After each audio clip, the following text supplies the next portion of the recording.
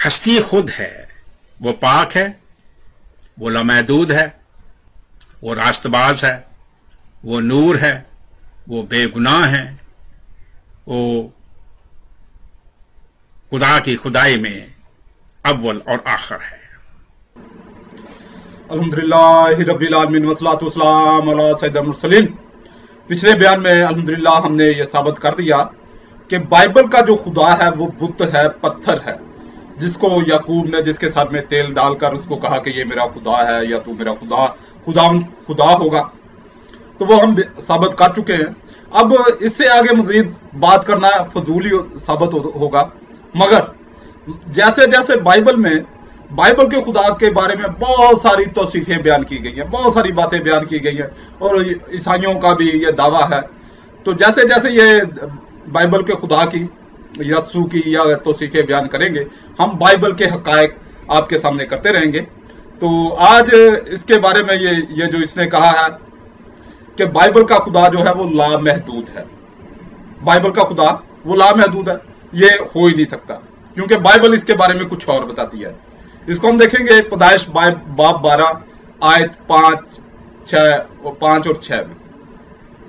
लेकिन खुदावंद उस शहर और बुर्ज को देखने के लिए जिसे लोग बना रहे थे नीचे उतरा।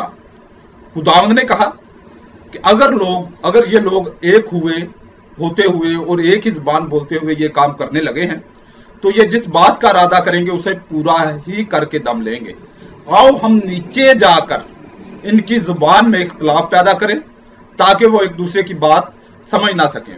अब ये जो बाइबल का खुदा है, ये बाइबल के मुताबिक आसमान के किसी कोने खुदरे में छुपा हुआ बैठा है, कोने खुदरे में छुपा हुआ बैठा है, और वहां से वो कैसे अपने तख्त पे बैठा है, शयातीन बदरवा जो उसके चौगिर्द रहते हैं, और वहां से वो बाइबल के मुताबिक, बाइबल का जो खुदा है वो जमीन पर आकर कार्रवाइयां करके वापस चला जाता है।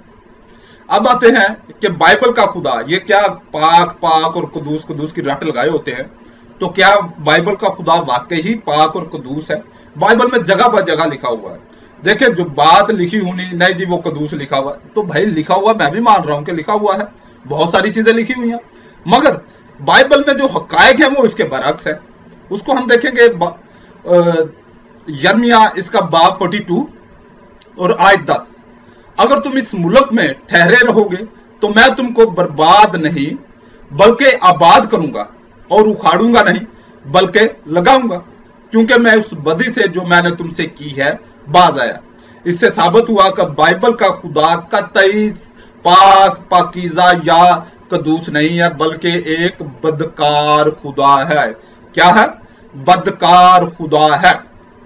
तो अब इसको कदूस कहना, पाक कहना या लामहदूद कहना बेवकूफी है। इसको बाइबल के खुदा को अव्वल व आखिर कहना बेवकूफी के सिवा कुछ नहीं है, क्योंकि पत्थर है वो अव्वल व आखिर नहीं हो सकता। हाँ, पत्थरों की दुनिया में तो वो अव्वल भी हो सकता है, आखिर भी हो सकता है। हो सकता है कि जो सबसे पहला पत्थर पैदा हुआ याकूब के हाथ वही चढ़ा हो, और उसने उसी के सर पे तेल डालकर उसको खुदा बना लिया हो, और वही पत्थर क़यामत के बाद या क़यामत के दिन जहन्नम में आखिरी वक्त तक जलता रहे। हो सकता है, कह सकते हैं।